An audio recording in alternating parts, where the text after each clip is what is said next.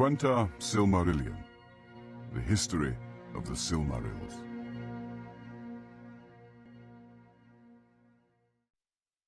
Of Aulë and Yavanna. It is told that in their beginning the dwarves were made by Aulë in the darkness of Middle-earth. For so greatly did Aulë desire the coming of the children, to have learners to whom he could teach his lore and his crafts, that he was unwilling to await the fulfillment of the designs of Ilúvatar. And Aulë made the dwarves even as they still are, because the forms of the children who were to come were unclear to his mind, and because the power of Melkor was yet over the earth. And he wished therefore that they should be strong and unyielding. But fearing that the other Valar might blame his work, he wrought in secret. And he made first the 7 fathers of the dwarves in a hall under the mountains in Middle-earth.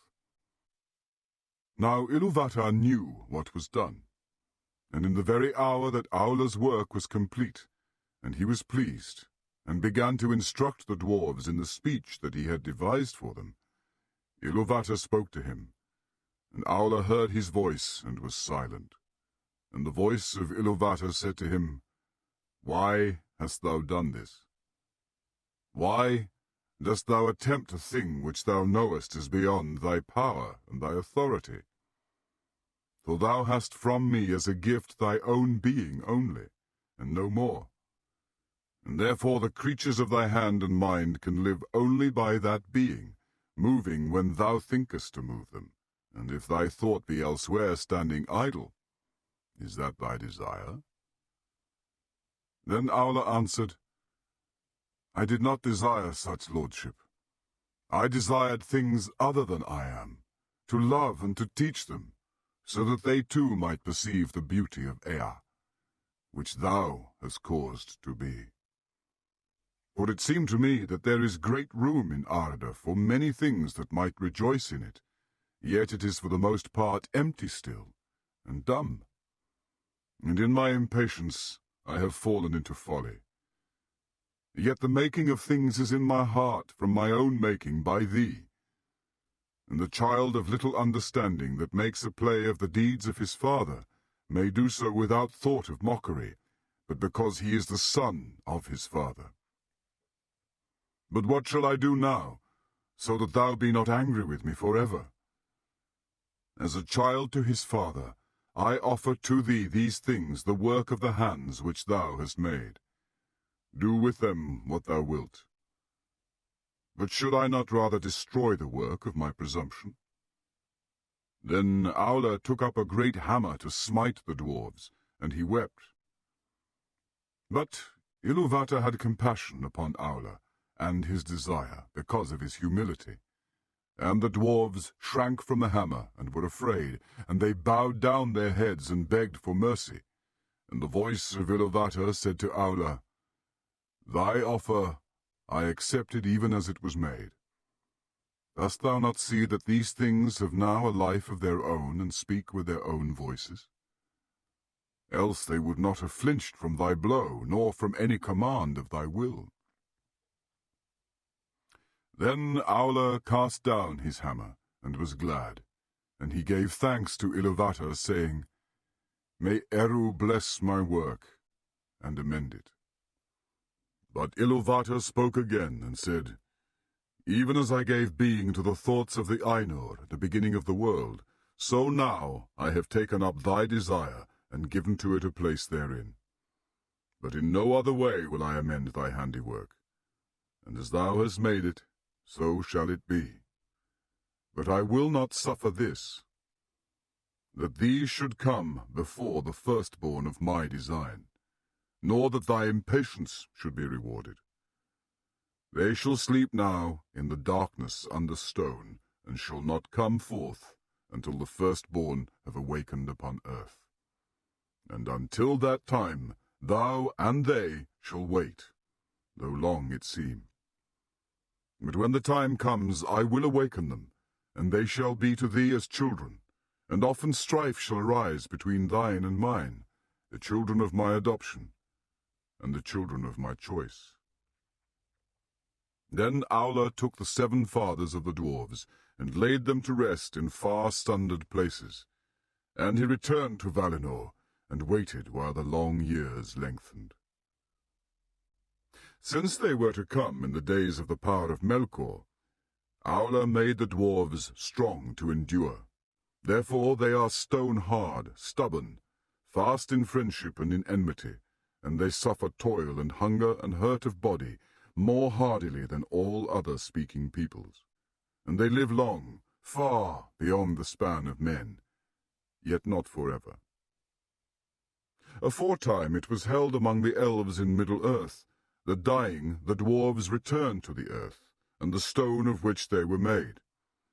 Yet that is not their own belief, for they say that Aulë the Maker, whom they call Mahal, cares for them, and gathers them to Mandos in halls set apart, and that he declared to their fathers of old that Ilúvatar will hallow them, and give them a place among the children in the end. Then their part shall be to serve Aulë, and to aid him in the remaking of Arda after the last battle. They say also that the 7 fathers of the dwarves return to live again in their own kin, and to bear once more their ancient names, of whom Durin was the most renowned in after ages, father of that kindred most friendly to the elves, whose mansions were at Khazad-dûm. Now when Aulë laboured in the making of the dwarves, he kept his work hidden from the other Valar. But at last he opened his mind to Yavanna, and told her of all that had come to pass. Then Yavanna said to him, Eru is merciful. Now I see that thy heart rejoiceth, as indeed it may, for thou hast received not only forgiveness, but bounty. Yet because thou hiddest this thought from me until its achievement, thy children will have little love for the things of my love. They will love first the things made by their own hands, as doth their father. They will delve in the earth, and the things that grow and live upon the earth they will not heed. Many a tree shall feel the bite of their iron without pity. But Aulë answered, That shall also be true of the children of Ilúvatar, for they will eat and they will build. And though the things of thy realm have worth in themselves, and would have worth if no children were to come, yet Eru will give them dominion. And they shall use all that they find in Arda, though not by the purpose of Eru, without respect or without gratitude. Not unless Melkor darken their hearts, said Yavanna. And she was not appeased, but grieved in heart, fearing what might be done upon Middle-earth in days to come. Therefore she went before Manwë, and she did not betray the counsel of Aulë, but she said, King of Arda, is it true, as Aulë hath said to me, that the children, when they come, shall have dominion over all the things of my labour, to do as they will therewith? It is true, said Manwë. But why dost thou ask? For thou hadst no need of the teaching of Aulë. Then Yavanna was silent, and looked into her own thought, and she answered, Because my heart is anxious, thinking of the days to come. All my works are dear to me. Is it not enough that Melkor should have marred so many? Shall nothing that I have devised be free from the dominion of others? If thou hadst thy will, what wouldst thou reserve? Said Manwë. Of all thy realm, what dost thou hold dearest? All have their worth, said Yavanna, and each contributes to the worth of the others. But the Kelvar can flee or defend themselves, whereas the Alvar that grow cannot, and among these I hold trees dear. Long in the growing, swift shall they be in the felling, and unless they pay toll with fruit upon bough little mourned in their passing. So I see in my thought. Would that the trees might speak on behalf of all things that have roots, and punish those that wrong them. This is a strange thought, said Manwë. Yet it was in the song, said Yavanna. For while thou wert in the heavens, and with Ulmo built the clouds and poured out the rains, I lifted up the branches of great trees to receive them, and some sang to Ilúvatar amid the wind and the rain. Then Manwë sat silent, and the thought of Yavanna that she had put into his heart grew and unfolded, and it was beheld by Ilúvatar. Then it seemed to Manwë that the song rose once more about him, and he heeded now many things therein, that though he had heard them, he had not heeded before. And at last the vision was renewed, but it was not now remote, for he was himself within it. And yet he saw that all was upheld by the hand of Ilúvatar, and the hand entered in, and from it came forth many wonders that had until then been hidden from him in the hearts of the Ainur. Then Manwë awoke, and he went down to Yavanna upon Ezelohar, and he sat beside her beneath the 2 trees. And Manwë said, O Kementari, Eru hath spoken, saying, Do then any of the Valar suppose that I did not hear all the song, even the least sound of the least voice? Behold, when the children awake, then the thought of Yavanna will awake also, and it will summon spirits from afar, and they will go among the Kelvar and the Olvar. And some will dwell therein, and be held in reverence, and their just anger shall be feared. For a time, while the firstborn are in their power, and while the secondborn are young. But dost thou not remember, Kementari, that thy thought sang not always alone? Did not thy thought and mine meet also, so that we took wing together, like great birds that soar above the clouds?